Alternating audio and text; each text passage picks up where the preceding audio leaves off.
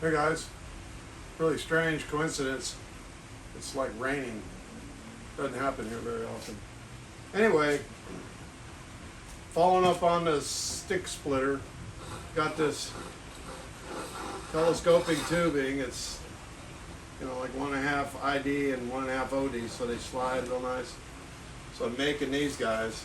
Let me zoom it in. So here's one part. You can see it's a cube that fits in the larger tube with a counter bore, and then a thing like this. Now these roller bearings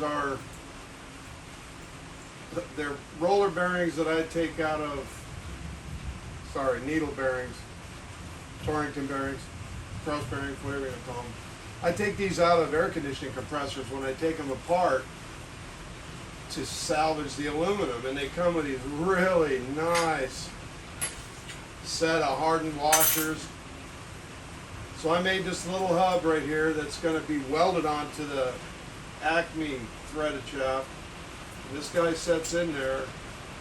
I gotta make a little cover to clamp it together, and then this will be fixed in the shaft where it will make one pipe slide into the other. Now the other end needs to be, as opposed to the first one that has to be able to spin in the holder, the other one has to be fixed in the holder, and that's this one. This guy, that's a piece of graphite bronze bushing material. And I drilled a 21/64 hole, and then that stuff is just about 10 thousandths bigger than 21/64. So I chucked it up on the lathe, and I filed and sanded it a little bit until it was a little bit smaller. Then I took this guy and set it right here. This is a butane torch. And I waited until this got really, really hot. And I took that bushing when I could just barely get to start, and it would immediately seize up because it gets hot. That's when I stopped. I took it out. I used this little piece of brass. I went over to the press, and I pressed it in there. And now it's fixed in there. So that's how I did that bit.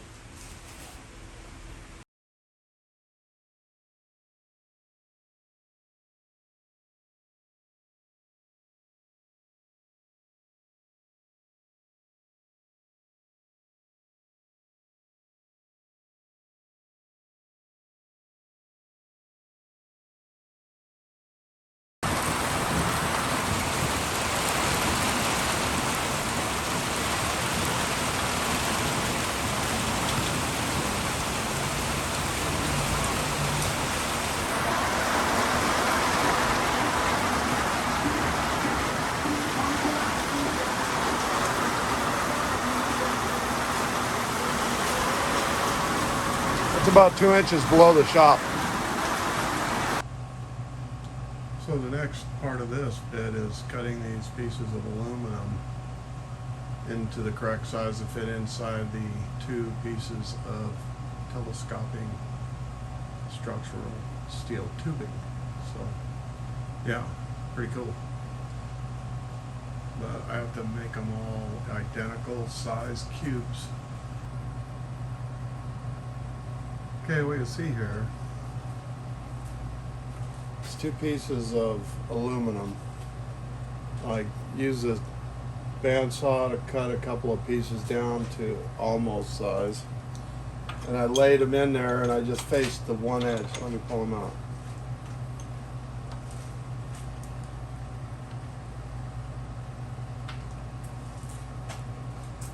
See there?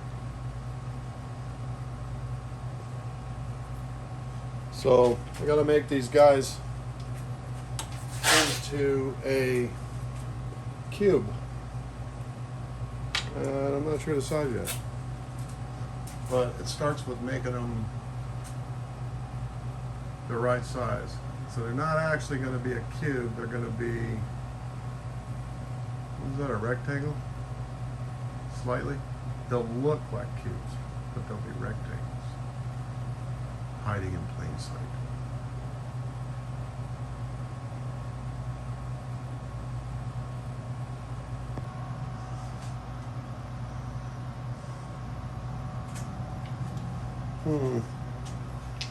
There it is.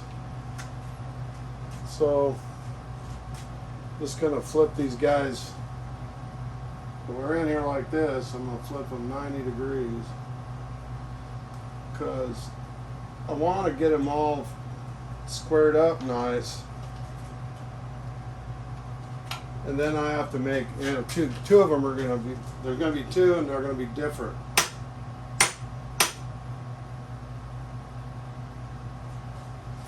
A little more, still a little bouncy. Yeah.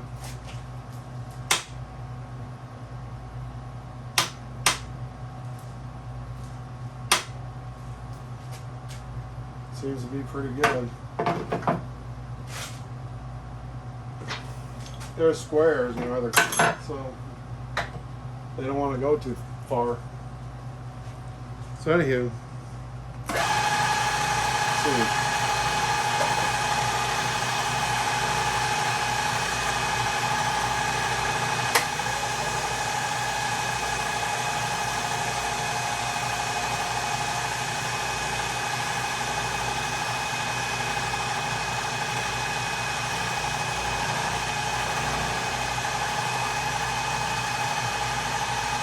0 DRO on the Z-axis.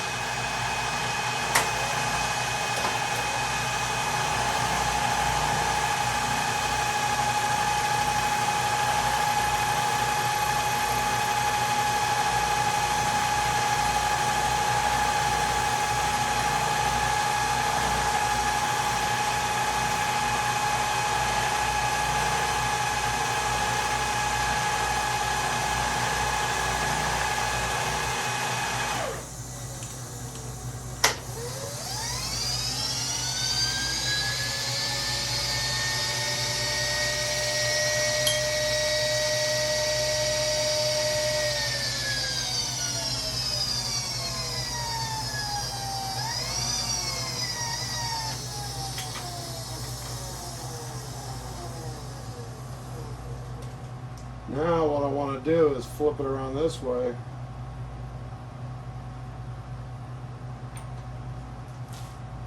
That puts that one I cut previously against the fixed jaw and put the rough one against the moving jaw. That's the reason I did that. You want to try, and you start with one good machine surface, and then you move that one to the fixed jaw and get it clamped as, you know, to where it's really tight against the fixed side. And you keep moving it that way so that you're always tightening it down against the fixed jaw.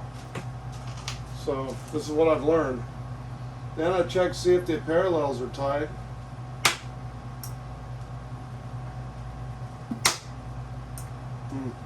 Bounced. Tighten a bit more.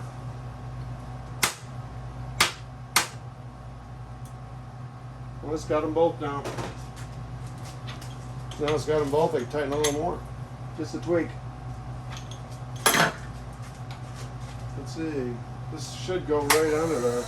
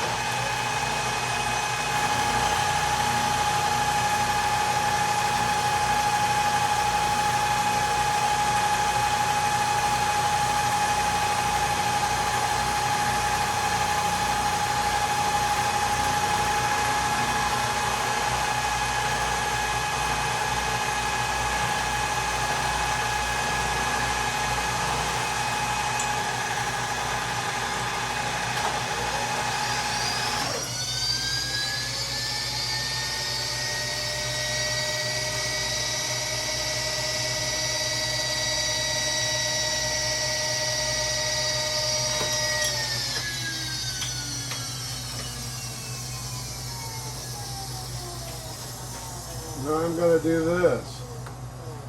So if you look, these are the last two unfinished sides. Alright, I'll take that out on the bottom one. Let's see, let me check. There should be three left. 3 unfinished sides left. So now we're going to find the inconsistencies.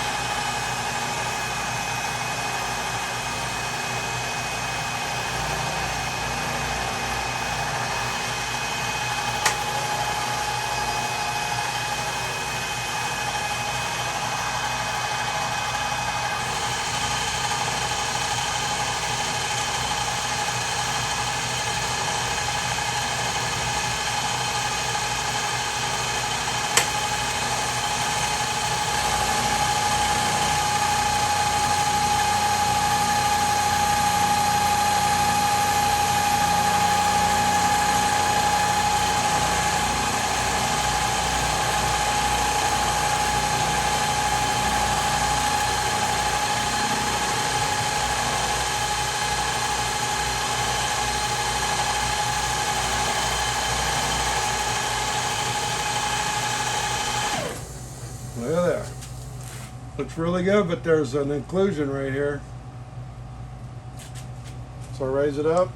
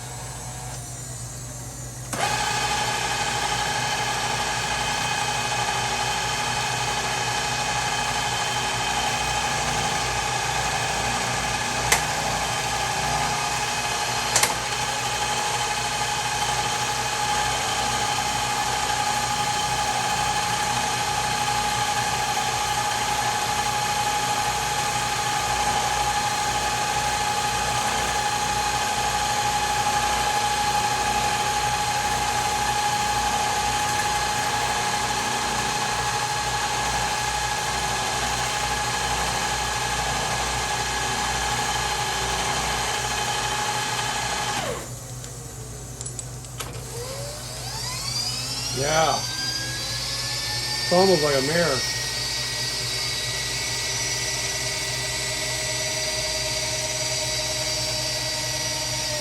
Let's see now. It should be like 2 more passes. Bear with me. Reality is we'll probably end up being a fast forward or something on the things. Okay, now we got 2 left. Turn it up this way. Oh wait, no. Turn it around. Put that one in.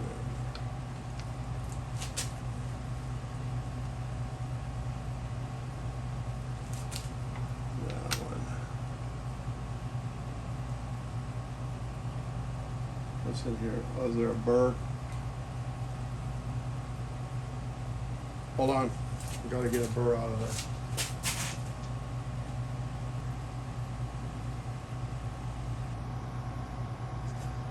So I had to make sure that these burrs aren't influence anything. I mean, theoretically, you should do this every time you move the piece. I neglected it because I'm in a roughing in kind of phase. But that last time I moved one, I noticed that the crack between the 2 pieces seemed wider than normal. So I took a look, and yeah, these little burrs are getting out. where they interfere with it laying flat.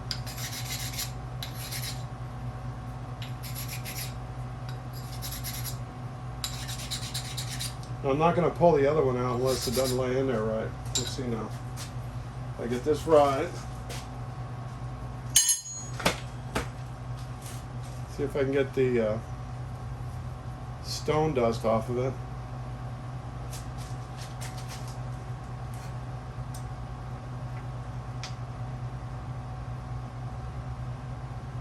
Oh yeah, it's perfect now. Yeah.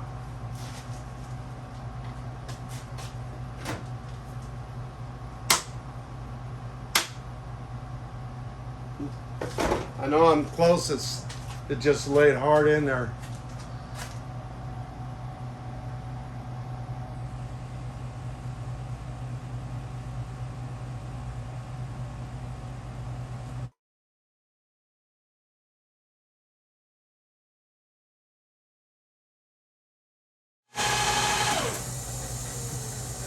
There's a great example.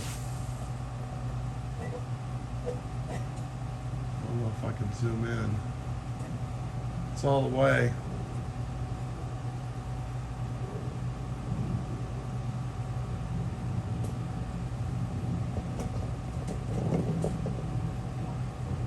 Right there. If you look right here, there's a low spot. From here I can see it perfectly.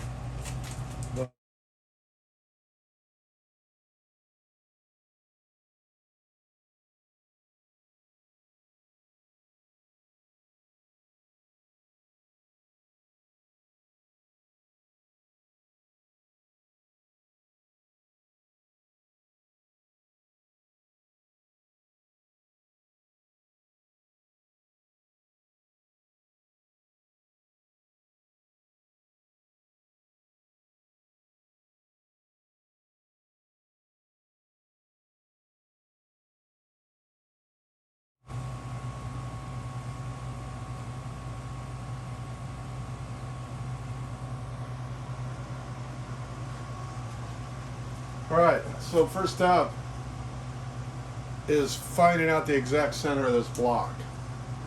And to use that, use a center finder. Let me zoom it in so you can see. So see this little guy? It wiggles back and forth, right? So turn it on, see it wobbling? I don't know if you can see it as good as I can.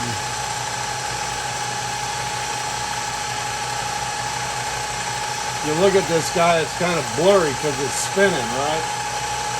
So I'm going to start with the y-axis, which is this way.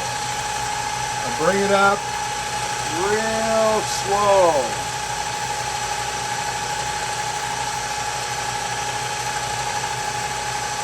And it gets smoother and smoother.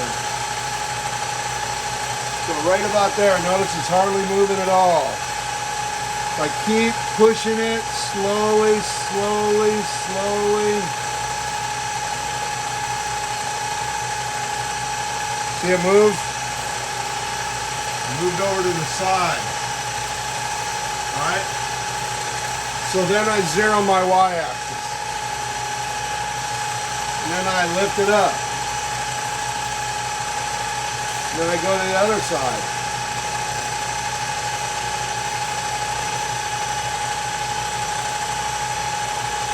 And I drop it down again. And I do the same thing.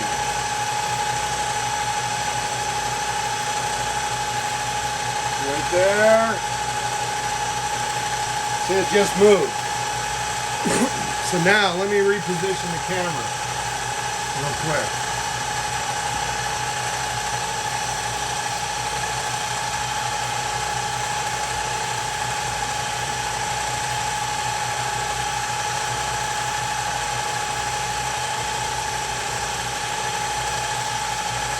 So if you look here, the y-axis is 43.875 across, minus the width of the the little wiggler. So I could actually do some calculations and measurements and know where to put it to zero. But I can also go up here and hit the Y. Notice it goes blank. And then I go down here on 1/2. Tells me to move my tool 21.935. In other words, I bring it back to zero. So when we go back,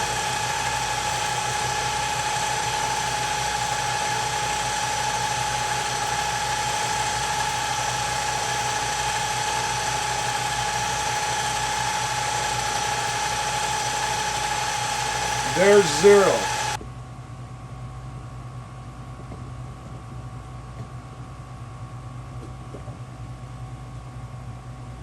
I've got the exact center. Now if I raise that up,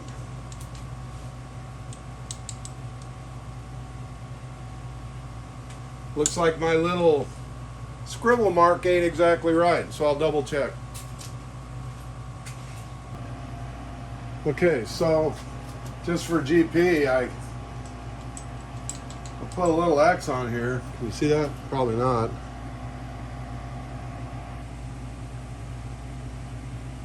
See a little X? That was me measuring with calipers and micrometers to determine center. It's like a witness mark to keep me honest, because you never know, you get shit in there wrong and then you fail. I'm bringing this drill bit down and it is precisely on my mark. So that's second verification that I'm drilling a hole in the right place. So this is a pilot hole.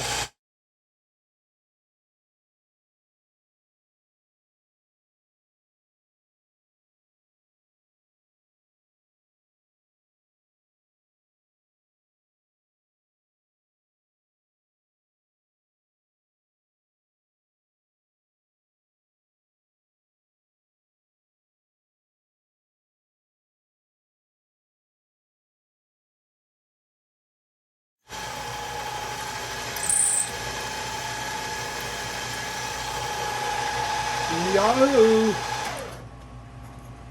Okay, there's a pilot hole.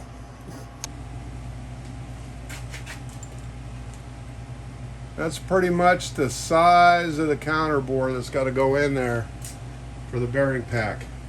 Now I'll have about a little over 2 millimeters on the thinnest part, so it'll be perfectly strong. So yeah, I drill a 1/2 inch and then I got to bore it down a specific depth for the bearing pack, which I have to figure it out while I'm on the fly, because if anybody's ever watched me do my thing,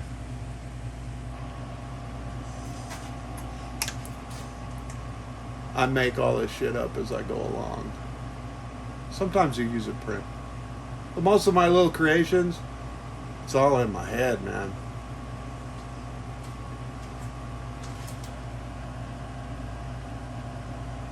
Okay, 1/2 inch.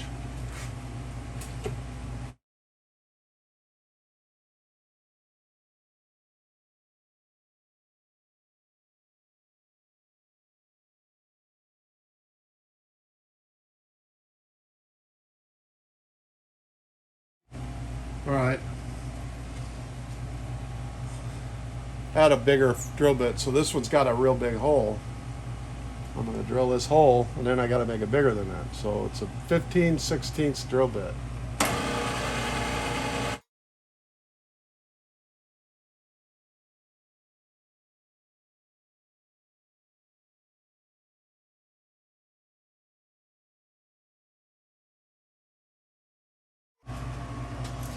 Okay, well, here's the boring part, on the mill at least. This little guy. This is a cheap boring bar kit that I got from, I don't know, it was Amazon somewhere. It's under $100, and I've used it quite a few times. It works pretty good. So it's hard to see in there, but I've touched off at 22 millimeters depth, and then I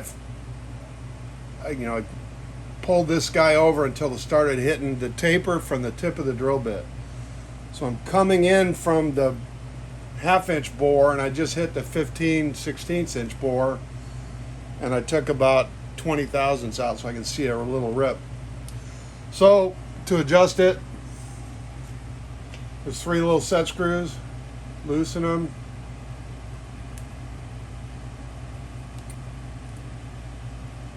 I'm going to take my little, this guy it's screwing out will pull it this way.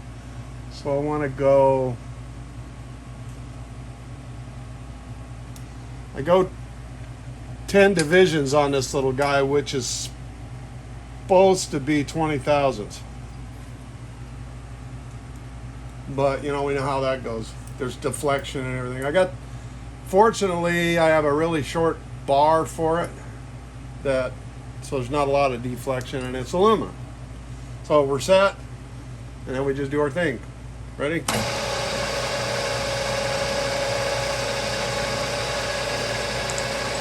I know I'm not hitting anything until I'm down around 18.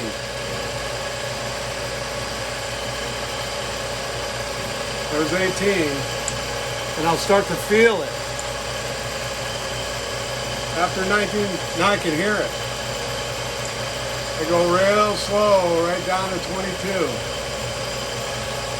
You start to see chips flying out. Try and do the steady, smooth drop exactly like the machine would. I get around 8. And on this mill, I wait and watch the DRO because it will slowly drop about 1/2 millimeter because there's play. Oh, by the way, I am not going to video all of this. It's just rinse and repeat, rinse and repeat. And I have to go quite a ways, 20 thousandths at a time. So, yeah. A lot of walking around, standing around, screwing, unscrewing. I enjoy the heck out of it. People watching it probably don't. Okay, what you're looking at right here on this guy is that little box. Let me zoom it in. There it is. So this is the one with the countersunk hole for the bearings and everything, and I need a cap that can bolt on there. So I made a little plate. The outside dimensions are real close to the outside dimensions of the tube. So it'll go in and hit that lip. And I got the bolt pattern drilled in it, and then I super glued it on here. And I'm going back along. I went through with the 4 millimeter bit and just put a divot down in each hole, and now I'm going back around with a 3 millimeter. I'm going to drill a deep hole for the threads for that 4 millimeter threaded cap screw, and I'll do all the other ones, and I'll actually tap them when I'll get the bolts finished, and then I'll heat it up with a torch and get the piece off. So yeah, that's what's going to happen. So let me back out a little bit more.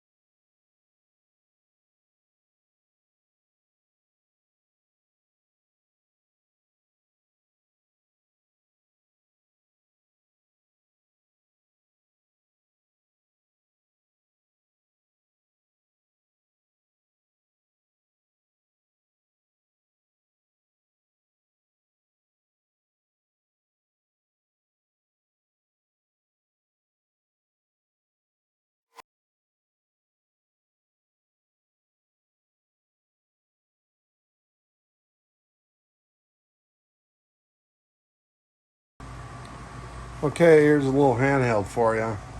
This is that little hub I made. This is Stay-Silv high temp brazing flux. And I put a band of it right there. And then I'll screw this down on there to where it's over the top of the flux. And then I'll silver solder it together. It makes a real sanitary mechanical bond in that place. and it ain't gonna break.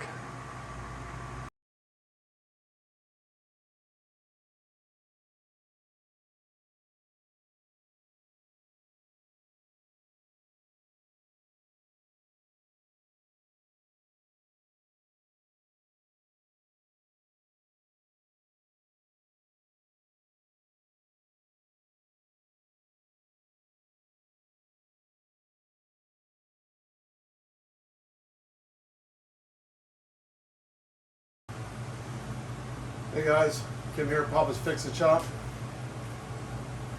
This part is a handle for this little jack that I'm making for the stick splitter.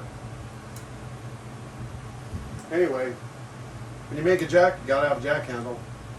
This isn't going to be one with a rod that goes back and forth like a lot of jack handles. It'd be more like the tailstock on a lathe or something that's a round disc that spins with a little handle so you can crank it in. Since I'm using an Acme thread that is a thread pitch 10, every single rotation of that handle will be 1/10 of an inch or 100,000ths of an inch. So this is going to be about making a handle for the jack, or it could be an exercise in spending a whole lot of effort to scrap a piece of brass.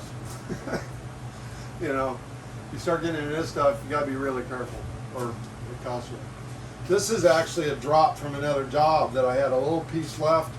So if I scrap it, it's not costing me anything, but I'll have to find some other thing to make the knob out of. I'm doing this for a very close friend, and I want it to be very pretty and very classy. So that's what it's about. Stand by. Yeah, I know there's a lot of shine up here, but basically what I do, I put the lathe right on the center. You know, right where the center of the piece is turning, that's the center, and I set it at 0 when I get down there. And then that way I can pull it out, because I want this little boss on the bottom to be 1 inch. So I go out to 1 inch.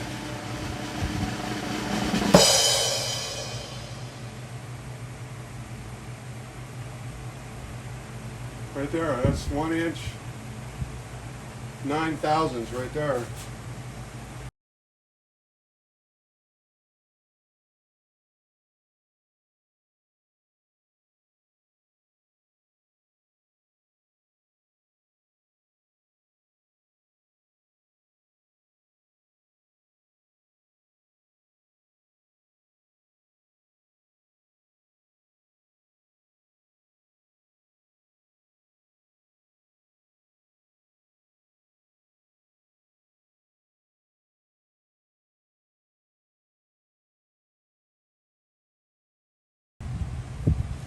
Okay, after a great deal of fussing and adjusting, I got this thing kind of set up. Seat of the pants, like I said, I lined this guy up across so I could get the line that goes from this edge right here to this edge right here. So I lined that across like that. Right? I'm not going to move it all. I spent a whole lot of time getting this just about the same angle. So once I get closer to the end, I'll be able to tell how far off I am, and then I can adjust it or figure out what to do, you know. So I had set the camera to take a picture, and I thought it was on video. No, I thought it was on video, and I hit the start, and I took a picture instead. So yeah, it came out looking like this at the end, but I missed a little bit in there.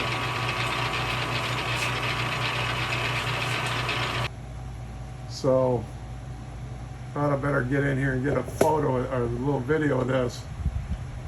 I'm using a boring bar